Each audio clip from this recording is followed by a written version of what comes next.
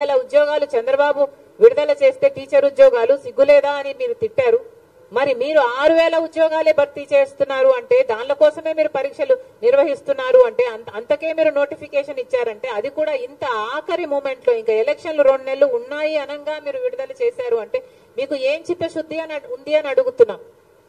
ఇన్ని రోజులు ఏం చేశారు? 5 సంవత్సరాలుగా ఏం చేశారు? మీకు ఆ రోజే తెలుసు 2,30,000 ఉద్యోగాలు ఖాళీగా ఉన్నాయి, భర్తీ చేస్తాము అన్నారు.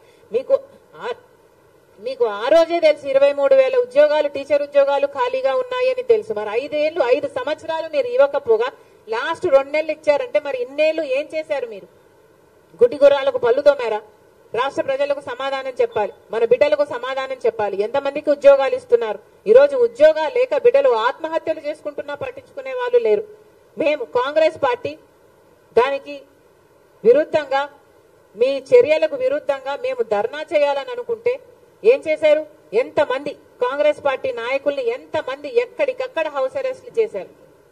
అసలు ఒక ప్రోగ్రామ్ గా తీసుకొని ఒక యువకులంతా, యూత్ కాంగ్రెస్ అంతా, ఎన్ఎస్యుఐ అంతా మొత్తం అందరూ కలిసి చేస్తే ఎక్కడికక్కడే అరెస్టు చేశారు.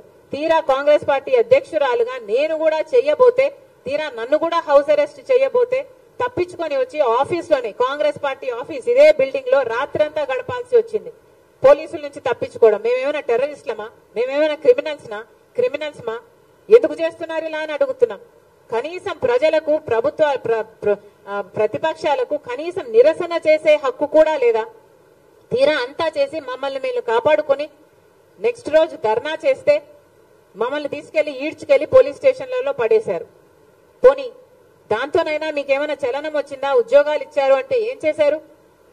పోలీసులు వాడుకుంటున్నారు, మీ అధికార దుర్వినియోగం చేస్తున్నారు తప్పితే అసలు మీకు బీజేపీ పార్టీకి ఏమిటి తేడా అని అడుగుతున్నాం. బీజేపీ పార్టీ వాళ్ళకి ఇష్టం లేని వాళ్ళ మీద, వాళ్ళ కోపం వచ్చిన వాళ్ళ మీద ఈడీని ప్రయోగిస్తుంది, ఇన్కమ్ ట్యాక్స్ ని ప్రయోగిస్తుంది. మీరు కూడా అంతే కదా, పోలీసులను ప్రయోగిస్తున్నారు. మరి మీరు బీజేపీ వారసులు అని మీరు అనిపించుకుంటున్నారు కదా, మీరు బీజేపీ వారసులు కాకపోతే మరి ఏమిటి? ఇది ఏం పద్ధతి అని అడుగుతున్నాం. బీజేపీ పార్టీ యువకులను మోసం చేసింది. 2 కోట్ల ఉద్యోగాలు సంవత్సరానికి ఇస్తామని చెప్పి ఇక్కడ జగనన్న గారు కూడా మన యువకుల్ని మోసం చేశారు. 2,30,000 ఉద్యోగాలు మన యువకులకు ఇస్తామని చెప్పి మరి మీకు బీజేపీ పార్టీకి ఏమిటి తేడా? మీరు ముమ్మాటికి బీజేపీ వారసులనే నిరూపించుకుంటున్నారని మళ్ళీ మళ్ళీ చెప్తున్నాం. ఏమా ఎనీథింగ్ ఎల్స్?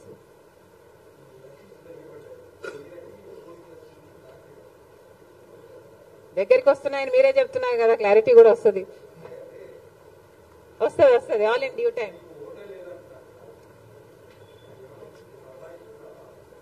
ప్రక్రియ జరుగుతుంది. ఓకే, అంతేనమ్మా.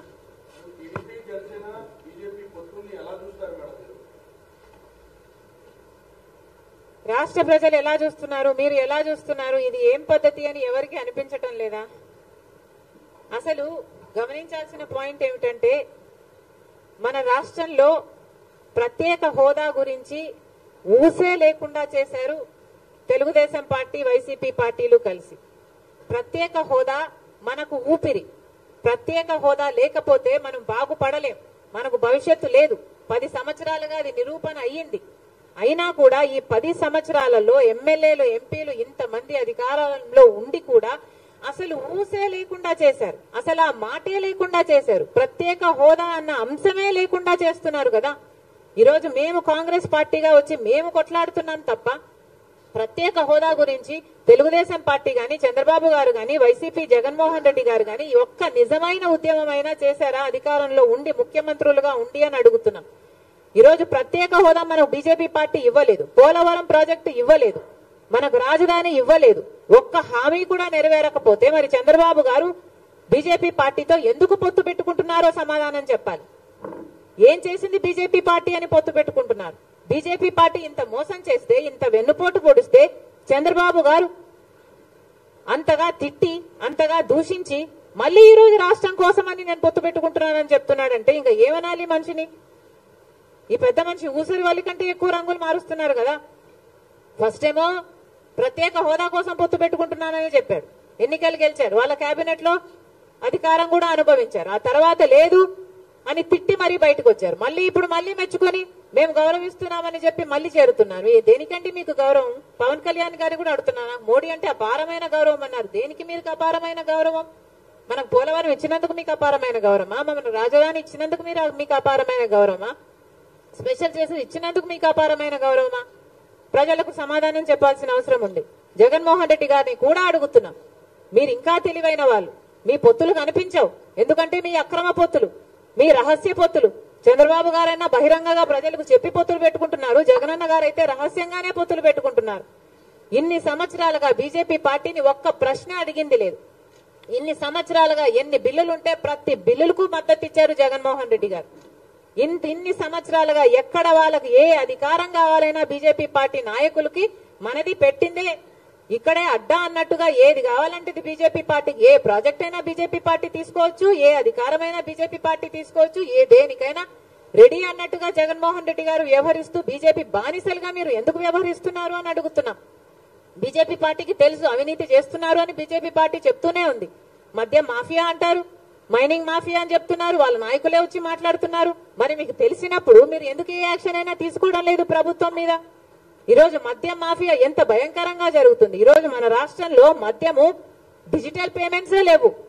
ఎవడు మద్యం కొనడానికి వెళ్ళినా క్యాషే, అంటే క్యాషే పెట్టి కొనాలట, డిజిటల్ పేమెంట్సే లేవు. మరి మీరు క్యాష్ పెట్టి కొంటుంటే అసలు ఎంత అమ్ముతున్నారు? స్టేట్ ట్యాక్స్ ఏంటి, సెంట్రల్ ట్యాక్స్ ఏమిటి? అసలు పద్ధతి పాడు ఏది ఉండాల్సిన పని లేదా? కేంద్రంలో అధికారంలో ఉంది, మీరు వాచ్ డాగ్స్ కాదా బీజేపీ పార్టీ? మీరు ఇక్కడ యాక్షన్ తీసుకోవాల్సిన అవసరం లేదా? మీ ఈడీలు, సిబిఐలు, మీ ఎంక్వైరీలు ఇక్కడ ఏం పనిచేయవా? మీకు తొత్తులుగా ఉన్న వారి దగ్గర పనిచేయవు, మీకు వ్యతిరేకంగా ఉన్న వాళ్ళ దగ్గర పనిచేస్తాయి. వాళ్ళని మళ్ళీ లొంగ తీసుకోవడం కోసమే. ఇది ఏం పద్ధతి అని అడుగుతున్నాం. మాఫియా జరుగుతుందని తెలుసు, లిక్కర్ మాఫియా అని మీరే చెప్తున్నారు. సిద్ధమని పెద్ద పెద్ద సభలు పెడుతున్నారు. ఒక్కొక్క సభకి 90 కోట్ల రూపాయలు అవుతుందట. ఎక్కడి నుంచి వస్తున్నాయండి ఈ డబ్బులన్నీ? సిద్ధమని పెద్ద యాడ్ క్యాంపెయిన్ నడుపుతున్నారు, 600 కోట్లు ఖర్చు పెడుతున్నారట. ఎవరి డబ్బులు ఇవి? ఎక్కడి నుంచి వస్తున్నాయి ఈ డబ్బులన్నీ? ప్రజలందరూ కూడా ఆలోచించాల్సిన అవసరం ఉంది. Thank you.